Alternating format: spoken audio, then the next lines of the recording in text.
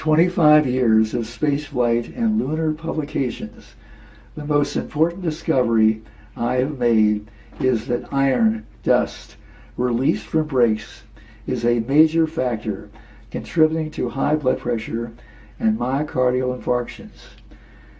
Here in a nutshell are the mechanisms. Inhalation of iron dust is killing us.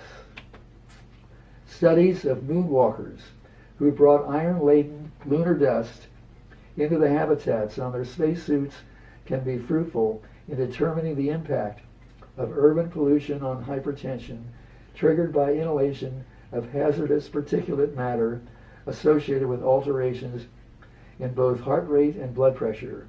Lunar dust consists predominantly of nano-sized metallic iron particles. With spaceflight, there is invariably diminished thirst, atrophy of water storage sites and skeletal muscles, leaking of plasma through defective capillaries. This dehydration triggers angiotensin and catecholamine elevations and vicious cycles with magnesium ion deficits, with in turn cytokine elevations and oxidative stress. This is a picture of a submarine. Visualize the fact that each of us has about 60,000 miles of blood vessels, and imagine that a submarine is traveling through these 60,000 miles of blood vessels, and that the submarine contains oxidative stress, highly destructive to the cardiovascular system, and specifically the endothelium of the blood vessels. I've listed on the left side the torpedoes, which are indeed destructive, and the protection by depth charges. I put in red that one of the most important torpedoes is excessive iron.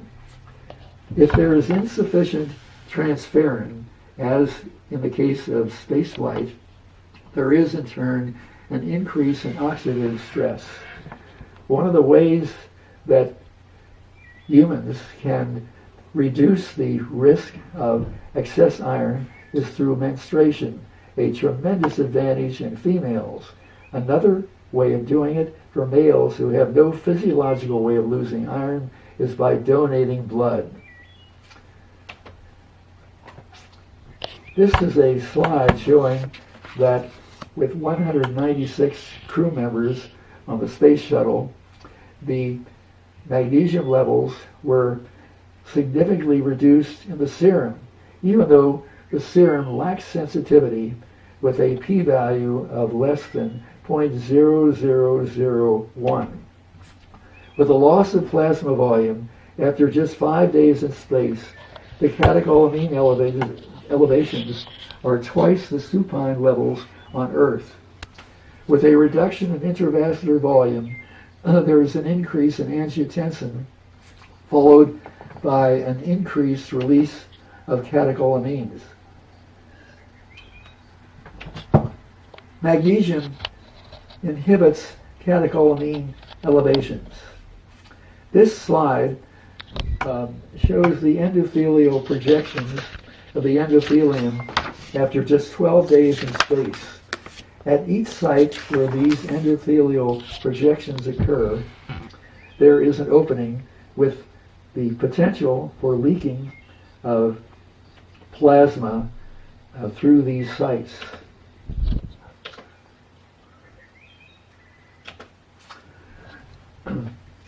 Irwin, after his 12-day Apollo 15 mission, which lasted 67 hours on the lunar surface, then orbited the moon for 48 hours with 3 spacewalks, and then during the 3-day return to Earth.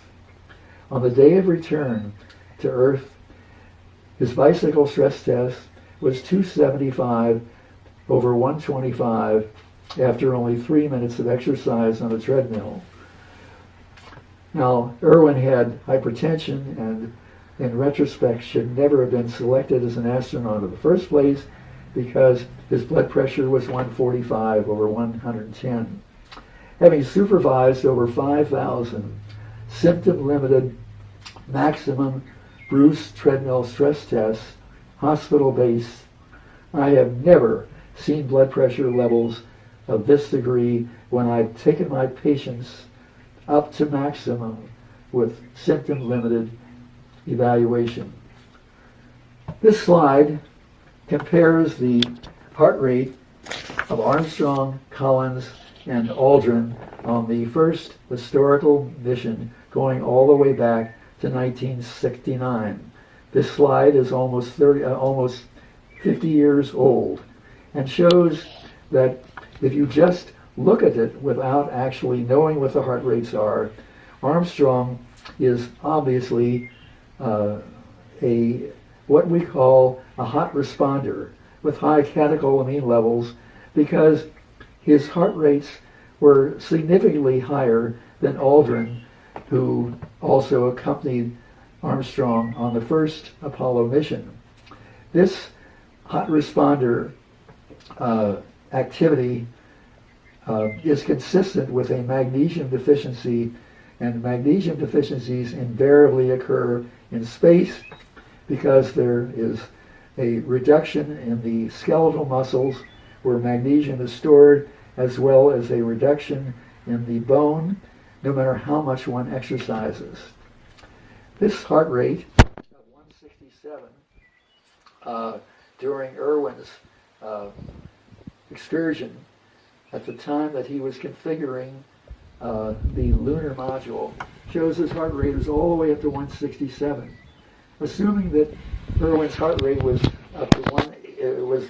approximately 180 based upon his age of 39.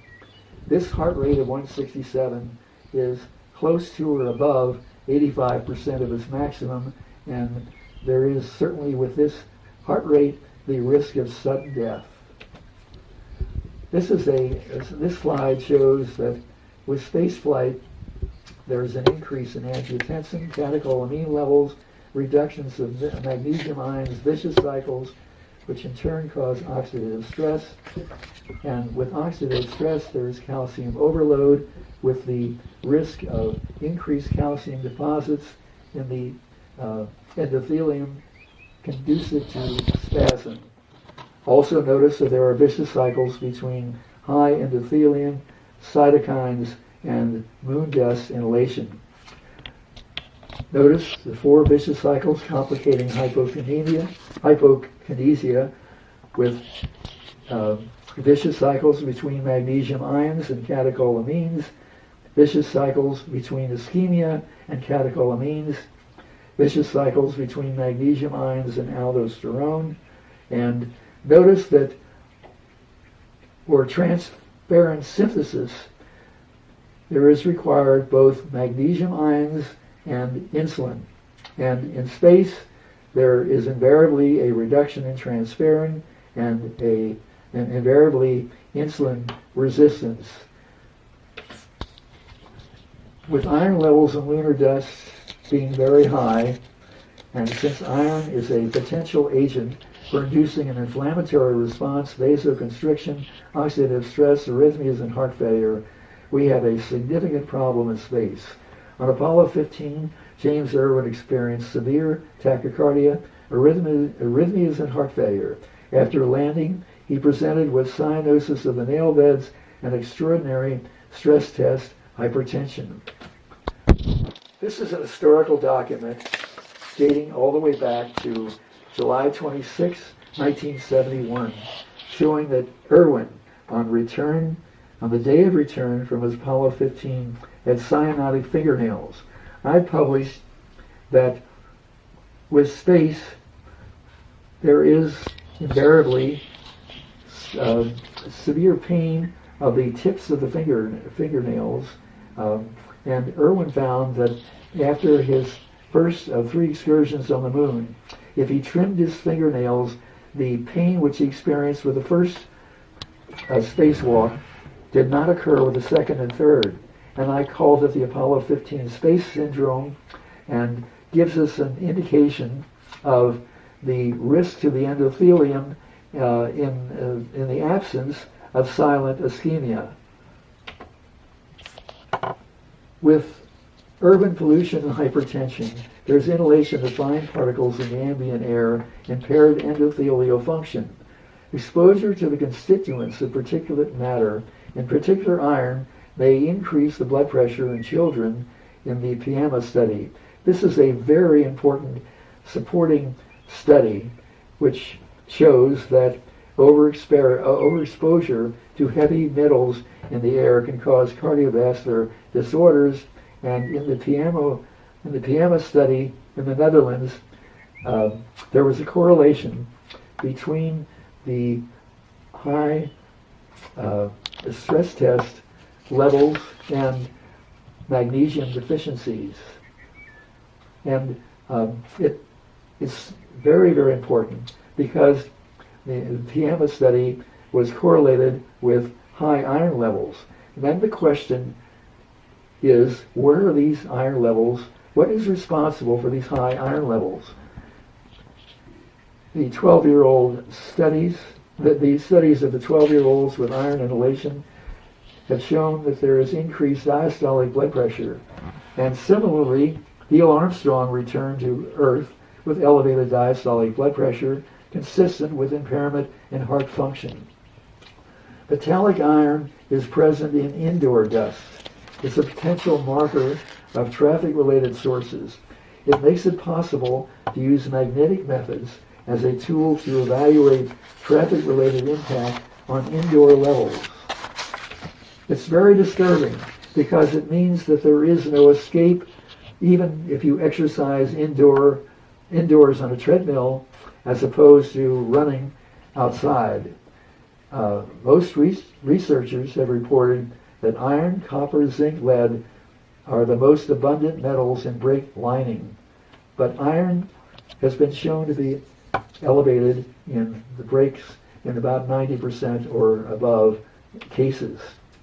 Irwin, on a return from his Apollo mission, had severe dyspnea, classical angina during Earth re-entry with the blood pressure, as I mentioned, of 275 over 125. The trigger is iron brake dust release. What is the role of traffic while running? Exposure to traffic and the onset of myocardial infarctions have been published in the New England Journal in 2004.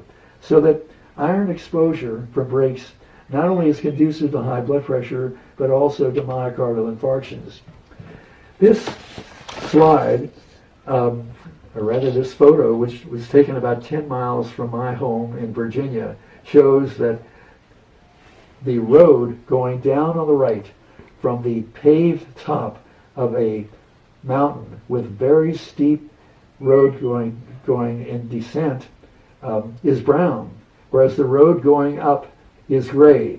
Therefore, this slide shows that the dust is not coming from the tires, but coming from the brakes. Conclusions: very recently a decision was made that guidelines for hypertension should be reset down to 130 over 80 based upon a decision by the American Heart Association and the American College of Cardiology.